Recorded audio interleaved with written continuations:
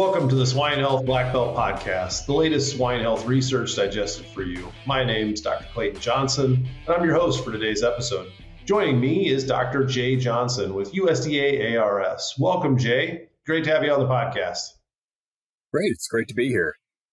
Well, Jay, we got to chat a little bit here before the podcast. Welcome to the beautiful podcast studios of Swine It. Why don't you start with a little introduction for the audience about yourself? Sure. So as you mentioned, I work for the USDA-ARS. We're located here in West Lafayette, Indiana, on the Purdue University campus. I'm a research animal scientist with our unit, focused mostly on stressors in pigs with a general focus on early life stress as well as heat stress and how it impacts performance, health, and welfare. Very good. Well, heat stress is certainly a timely topic. We've been in the middle of a brutal heat wave here in the Midwest for what seems like all summer. But, that's the reality, right? We raise pigs sometimes in hot conditions. Talk to us a little bit, Jay, about your research. What are you studying with heat stress in pigs? And, are you finding anything that we can do to help improve performance in these challenging weather conditions? So over the last, probably 10 years, our group has been really focused on heat stress, both during postnatal life, so when mostly focused on sows, but as well as how it impacts their offspring later in life when the offspring are exposed to heat stress during in utero development. What we find is that in utero heat stress results in decreased performance, reduced immune function in these pigs. We see greater stress susceptibility and poor welfare in these animals. And we even see things like reduced reproductive efficiency. And so a lot of our research recently has been looking at how can we improve heat stress resilience in these gestating sows so we can prevent some of these in utero heat stress phenotypes or these negative postnatal effects from happening to the animals. And so really we take kind of a three-pronged approach when we look at this. The first being, how can we improve our management of these animals and management of the environmental conditions that they're raised under? The second being, are there any nutritional approaches that we can use to really improve some of this resilience in these sows? And the third area that we've been more recently interested in is genetic selection. And so can we develop things like thermotolerance heritability estimates to integrate into larger selection indices? So, Jay, let's start with the practical things that we can do, right? Cooling technologies are available. Depending on when your barn was built, those technologies may be as basic as stir fans and, curtains that drop down to let the natural air come through. If you've got maybe a newer facility, maybe you use tunnel ventilation. Maybe you've got misters, but it was kind of always explained to me that you've got air movement and you've got water as a means to cool the pigs. Is that still kind of the current state of thought? It is, and those are the most common things that you'll see. Of course, in the Midwest, where a lot of our pigs are raised, we have a pretty high humidity, especially in the summer, and I'm sure folks are dealing with that right now. Unfortunately, that makes these mister systems sometimes a little less effective. Just because of that high humidity in the air. There are some newer technologies coming out. I know that, our group has been working with some researchers at Purdue University on cooling pads for lactating sows, which we found are pretty effective.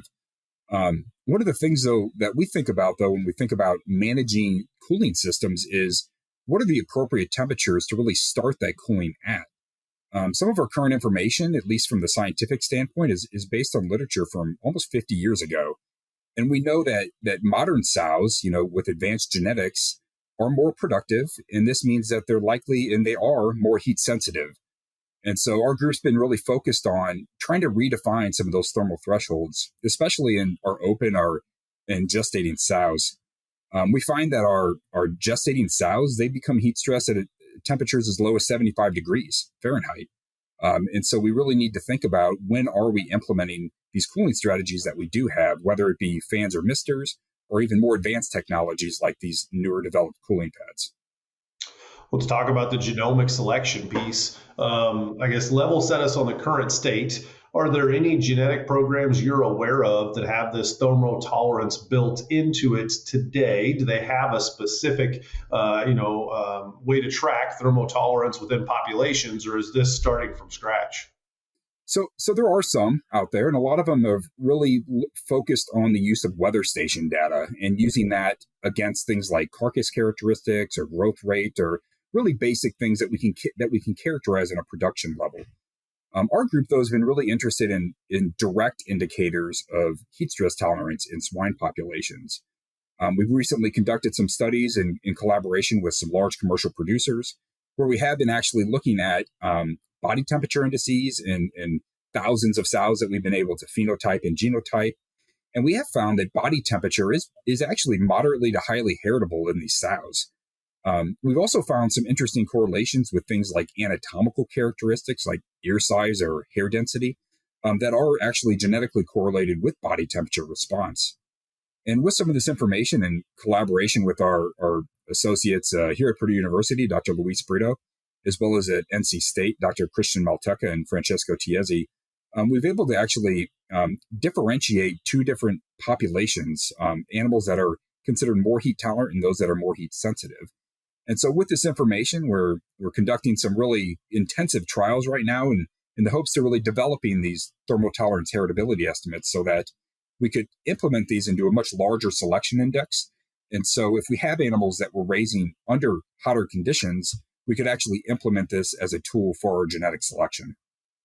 Well, I'm sure there's some geneticists out there that would say, whether directly or indirectly, we have selected for thermal tolerance for generations. And they would highlight that, we select for things like wean to service interval. We select for things like total born, which we know are correlated to lactation feed intake, right? So those animals that are predisposed to handle the heat better, they're going to have a better phenotype. Right. And by definition, with just good old fashioned phenotypic selection, you'll select for some of those things. But I know a lot of the advances in genetics over the last decade, regardless of what trait you're looking at, have been on the genomic side, right? They don't just take the phenotypic outcome, but they say, okay, this phenotype's good, but how much of that was luck and how much of that was because of this unique genetic package that animal has? Are you finding any of those SNPs or specific, alleles? I don't even know the right terminology, Jay, but are you finding components of the genetic package that seem to be correlated with this thermal tolerance? We are actually, and that is how and I didn't mention it earlier, but that is how we're making our selection. And so, as I mentioned, we had phenotyped all these sows, but we'd also genotyped over 1,600 of them. And that's how we're making our selection. It is based on a genomic selection basis.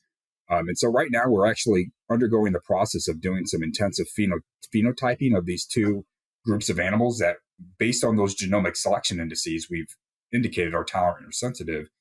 And although we haven't collected all the data yet, the numerical data does indicate that there is a strong separation in both the thermal tolerance level, but also productivity traits, things like milk production, right? They're vastly different in these two populations. And so, of course, we don't want to necessarily select the most tolerant animals or the most sensitive animals. We really want those animals right in between. But to pick those animals, we need to know what are the genotypic and phenotypic traits of the animals at each end. And so that's kind of what we're working towards right now. Excellent.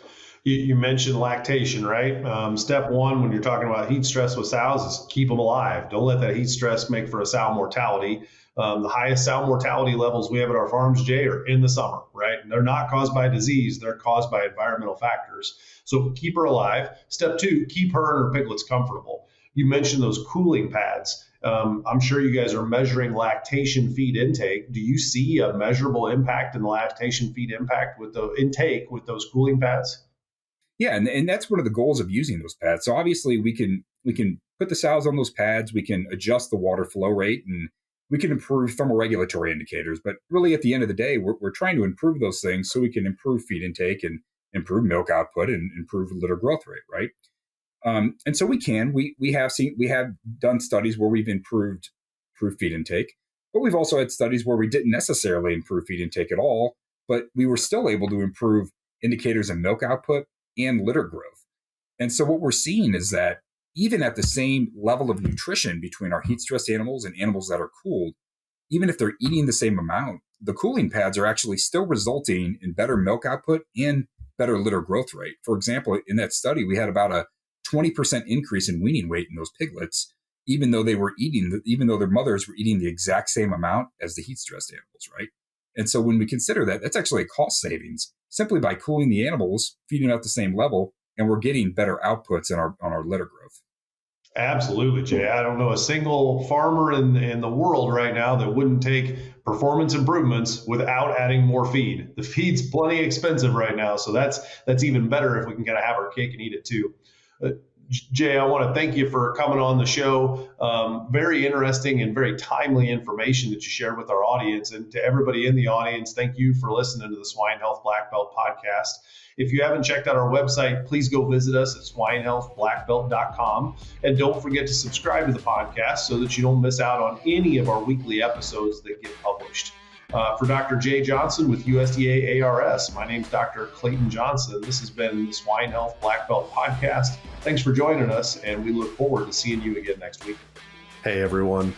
We're always searching for the latest and greatest research to share each week. If you have a swine health-related research trial and would like to come on the show to talk about it with me and share it with our audience, feel free to send an email to healthblackbelt@swineit.com, and we would love to take a look at your research.